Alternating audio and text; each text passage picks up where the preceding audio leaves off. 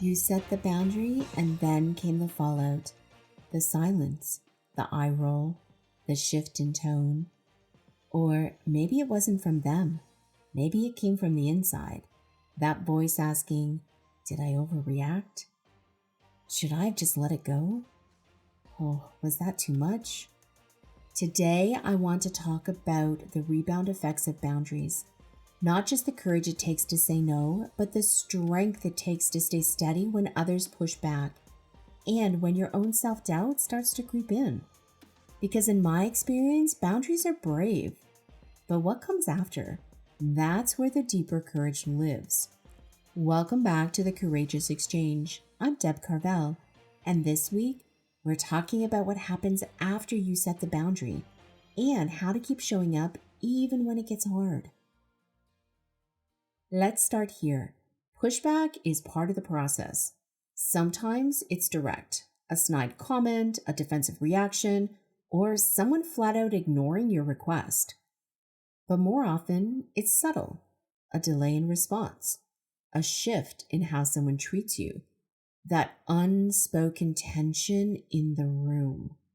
And then there's the inner pushback, the guilt, the second guessing, that spiral that sounds like, maybe I was too harsh.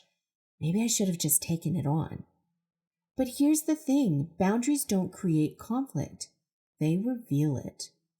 They uncover where unspoken expectations were living, where assumptions were quietly stacking, where your overfunctioning was benefiting someone else. That discomfort, it's not a red flag that you did something wrong. It's a signal that something just changed.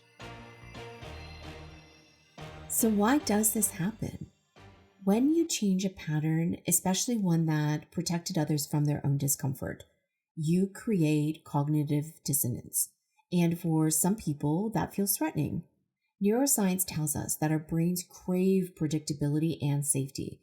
The moment you disrupt a dynamic, the brain flags it as uncertain. Psychologist Harriet Lerner puts it this way: change is often more threatening than the problem itself. So when someone bristles at your boundary, it's not always because you were wrong.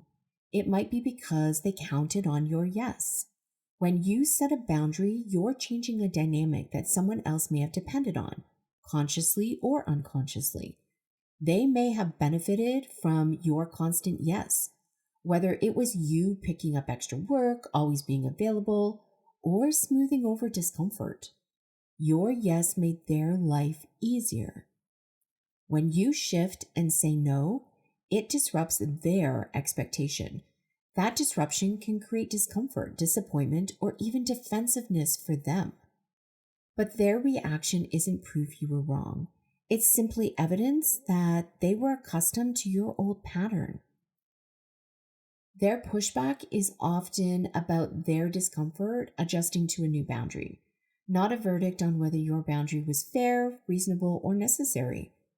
Sometimes when someone bristles at a boundary, it doesn't come out as an argument. It can look like pulling away, giving you shorter answers, delaying decisions, skipping you in conversations. Or it might show up as sarcasm, maybe quiet judgment, or even pretending that your boundary doesn't exist. It's often subtle, but if you feel that shift, trust that you're sensing something real. And remember, their discomfort with the new boundary is their work to do, not yours to undo. Let me share a story from my own leadership journey. There was a season when I felt like I was constantly reacting. Meetings, messages, updates, my days were a blur of doing. But somehow I wasn't making real progress on the work that mattered most. I was exhausted.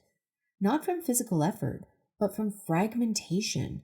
My creative thinking was scattered. My strategy time kept getting bumped.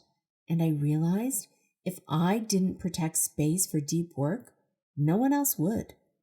And when I say deep work, I mean the kind of focused, uninterrupted time you need for thinking, creating, planning, not just reacting to everything flying at you.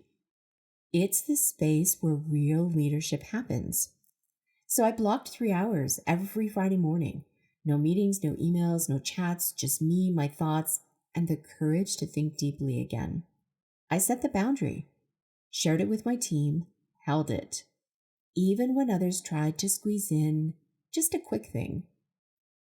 Some people push back, but honoring that focused time didn't just help me lead better, it helped me feel like a leader again. Every Friday morning felt like reclaiming a piece of myself. But even when we honor our boundaries, even when we know they're right for us, there's often another hurdle waiting: the guilt. This is important. You are not selfish for protecting your capacity. In fact, self-compassion is one of the strongest predictors of resilience. According to researcher Dr. Kristen Neff, people who practice self-compassion are more likely to bounce back from difficult conversations, hold firm in their values, experience less emotional reactivity. So when guilt shows up after a boundary, ask yourself, what part of me is still seeking permission to take up space? You don't need permission to protect your peace. Okay, boundaries are the practice. Self-trust is the muscle. And courage, that's the flame that keeps you grounded. It's not about never wobbling. It's about remembering that you're allowed to take up space, protect your energy, and honor what matters. Every time you stand your ground with kindness and clarity, you teach others and yourself that your leadership has roots. If you're finding yourself in that messy, stretching space, you're not alone. And to help you anchor even deeper, I have these nano lessons for you. And I'll leave you with this courage spark, a reflection to strengthen your leadership from the inside out. Think about a recent moment where you set a boundary. What made you second guess yourself afterward?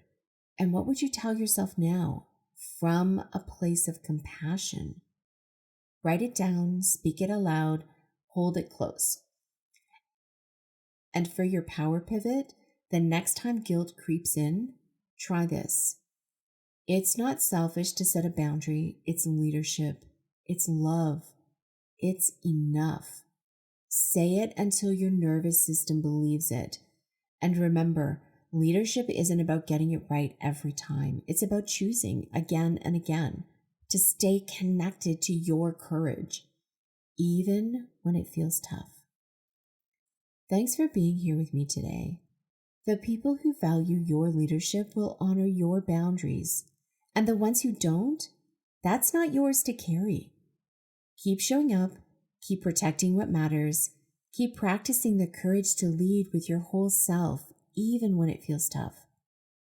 And if you're looking for more support, go back to the previous episode, The Courage to Set Boundaries. These episodes were meant to build on each other, just like we build trust, one honest moment at a time. And if today's episode resonated with you, you'll want to stay tuned for next week. We're diving into the courage to stay, leading through discomfort.